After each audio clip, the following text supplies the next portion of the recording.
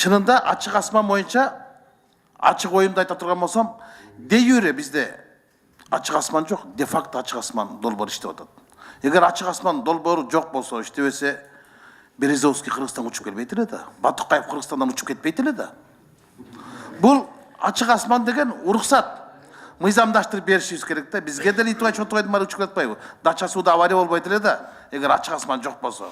Буну ошону мыйзамдаштырып коюу үчүн өкмөт сурап атабыз. Анан эң негизгиси экономикалык, экологиялык негиздерге карап, анан коопсуздук эң ирет. Ошол боюнча өкмөт өзгөчө бул карап чыгып, анан эми азыр бир концепциясын биз 12 эле депутатпыз да.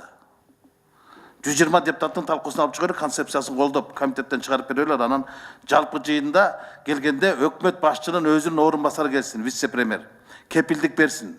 Анан жанагы Кыргызстанда иштеп аткан жергиликтүү авиакомпаниянын жетекчилери дагы келсин. Алардын да пикирин угайык, анан жалпы эл уксун. Ошондойго чакырам, азыр концепциясын колдоп берели. Сунушум ушул. Рахмат.